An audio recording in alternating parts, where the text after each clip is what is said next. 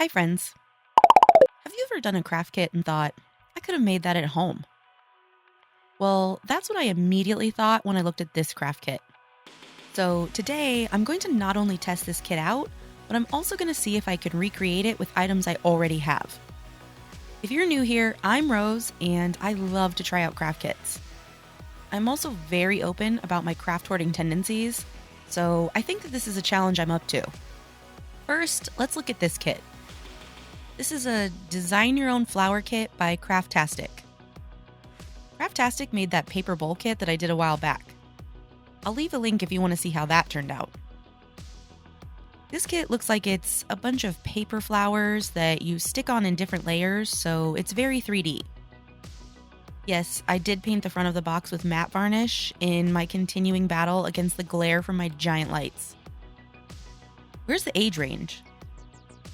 There's no age listed. Does that mean babies can do this? Oh, there it is. 8 plus. Sorry, babies. Okay, let's just open it. We have everything in this bag. Some little foamy things, some glue dots, thread. We also have the instruction booklet that opens backwards for some reason. There's a foam board, which honestly, I thought it was going to be a canvas. And all of these sheets of pre-cut papers. The instructions say that this is cardstock, but I'm not sure what cardstock they've touched before. This is just plain paper. They're still pretty and all, but they're just not as thick as cardstock. So going into making my design, I didn't really have a plan. These really pretty rainbow flowers were calling my name, so of course I started with those, but there were only like 4 or 5 of those. So I thought maybe I could create a color wheel of sorts. And I just started popping out all of the flowers and sorting them into color groups. I also popped out a few of the clip arty pieces that I felt like matched the theme. When it came time to put it together, I tried making a plan by laying them all out, but quickly that got to be sort of a mess. And trying to visualize them in different layers was just making me stressed and overwhelmed. So I gave up on that and just decided to go for it. I'm not really sure what I want this to look like at the end anyway. I started with leaves for the bottom layer. I didn't look at any of the pictures provided as ideas, so I didn't realize that they leave a lot of the foam board showing. I didn't want any showing, so I'm trying to cover as much of that as I can with these leaves. It kind of bothers me that they don't match, but they're mostly there to just block out the white of the board, so I used all of them anyway. The kit came with this roll of glue stickers, so putting these on was really easy. Then I added the first layer of flowers onto the background. I used the biggest flowers first, and I just added them directly onto the foam board with the leaves. For the rest of the layers, I'm using these foam risers. They come in different lengths, and they're already sticky on both ends, so you can just stick one side to the flower and the other side to the foam board. I tried to space out the layers evenly while also trying to keep the sizes sort of even, maintain the correct rainbow, and cover up the white space. I think I made this way harder than it was meant to be. I added in a few of the cuter pictures like rainbows and words. Then it came time for this banner.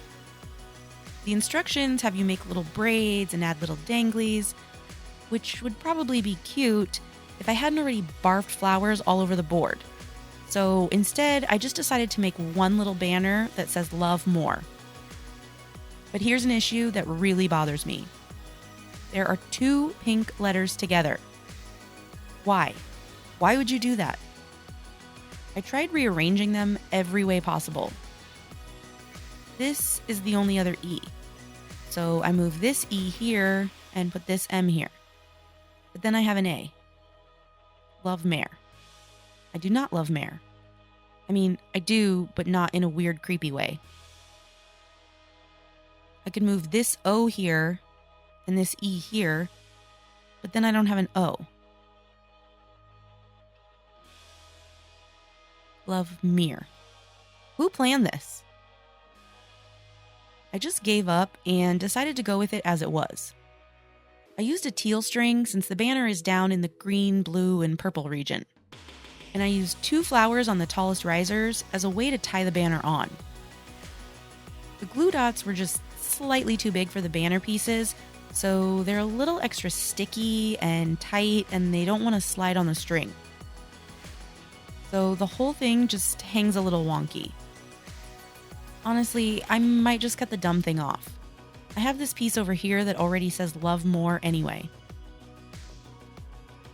I did one last check to fill in any blank spots, then I tied pink and orange strings through the holes to hang it. And it's done. It's sort of aggressive, and I can't quite tell if I like it. It's like my eyes don't know what to look at. Now for the challenge. I want to see if I can make this kit using only items I already have on hand. No going out and buying anything. I do probably have a lot more craft items on hand than your average person because, well, I can't help myself. But I'm going to list a lot of different options so you can try this at home too. First, we need a base. The kit used a foam board, but we could use a canvas, a wooden panel, cardboard, or even the inner box that the kit came in. I'm going to use this leftover piece of black cardboard that I got somewhere. For the actual collage picture thing that we're going to make, there are tons of options. I found scrapbook paper, cardstock, construction paper, coloring pages, stickers, and stencils. But you could also use magazines, old children's books, old drawings or paintings of yours, pretty packaging, or even just draw your own pictures.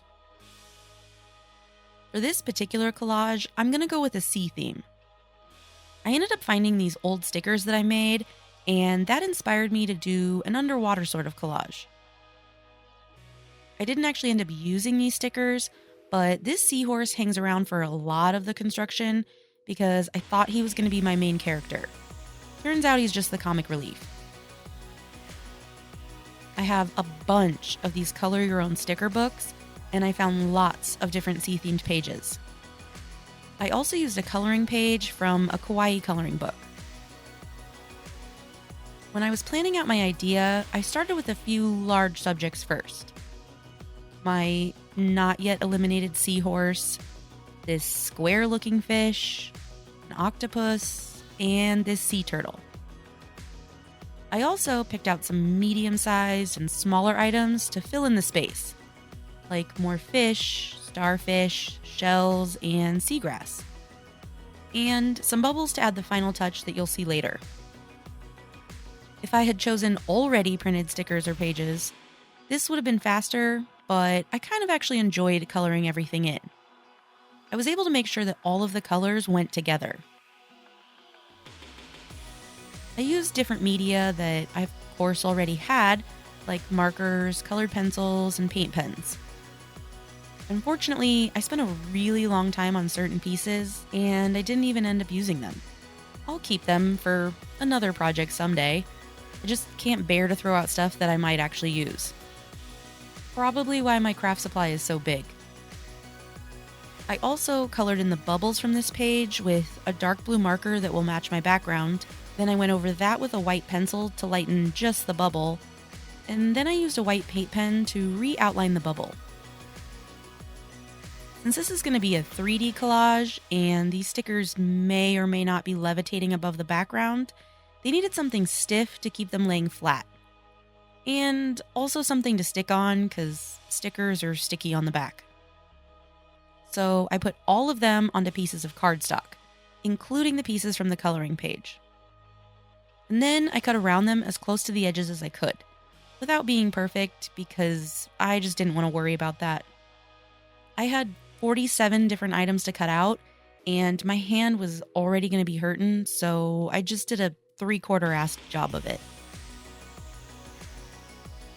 I colored the little bit of white edge that was left with a black paint marker, just so that it didn't stand out as much and look like an extra fat outline.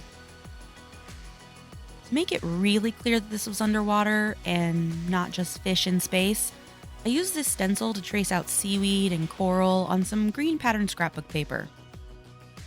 I used the same wavy seaweed stencil to make water lines on some blue scrapbook paper. Then, I couldn't resist making use of the other stencils on some cardstock to make solid colored shapes. I'm hoping if I put them on the background, they'll look sort of like shadows. Maybe. Then I cut all of those out, and I cut some of the blue waves apart so that I could have smaller water lines here and there. Now, to cover this black cardboard, I'm going to use a piece of this weird tie-dye looking construction paper. I have no idea why I bought this, but I am sure there was a reason at the time. I laid everything out first because I did actually want to plan with this one. I ended up not using quite a few of the pieces, which did hurt my heart a little, but I didn't want this one as aggressively crowded as the flower one. I also kept a vague idea in my mind of which items would be on which layer. I took a picture when I was done so that I could remember where everything went when it came time to glue it. Now, to attach the background construction paper, I used Mod Podge and an incredibly crusty hard brush to paint the whole background and slap the paper on. Once it was dry, I trimmed the excess off. Then, for the first layer of items, I just glued them directly to the background. This was mostly waves and those shadowy pieces that I made. But for the remaining layers, I need some risers. I spent a long time thinking about this and coming up with various items you could use. I thought about erasers, beads, cut up straws, bits of cardboard stuck together, old lids, maybe even those weird paper accordion things we can't help but make. Basically, anything in different heights that you can attach with glue. For me, I decided to use foam clay. Specifically, this old, almost completely dried out foam clay. I rolled it into super cracked skanks. I did not roll it into skanks.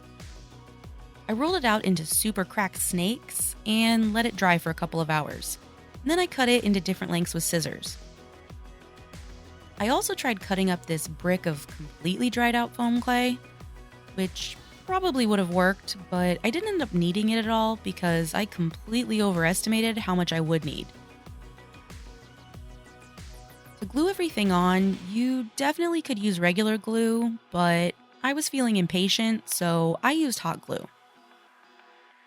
I glued the little foam risers to the backs of each piece first, and then glued them onto the page. Background. Canvas. Whatever. This worked so well, except that I forgot how stringy hot glue is. So every so often I had to stop and de-hair the art. Other than getting the sea plants and the waves in the specific spots where I wanted them so that they didn't block the cute fish later, this was actually much easier to put together. I did use multiple foam risers on the flimsier scrapbook paper, but most of the other pieces that were on cardstock only needed one riser. And making my own risers actually really gave me way more freedom in the placement. Some items like the seashells at the bottom are glued to already raised waves with really short little risers. The tallest level was the bubbles, and I love them so much. They really just make the piece pop. Then I trimmed all of the pieces that were just a little too long and hung off the edge. You might also notice that I didn't make a banner of any kind because I didn't want to. So this piece is done. I'm actually super happy with it, and I was really surprised with how much fun I had creating it. As I was going through my coloring books and stickers, I was thinking up all kinds of themes for pages like this. What do you think? Would you try this at home? If you do try it, let me know. I would love to see it. So that's all for this week. Thanks so much for watching, and I'll see you next time.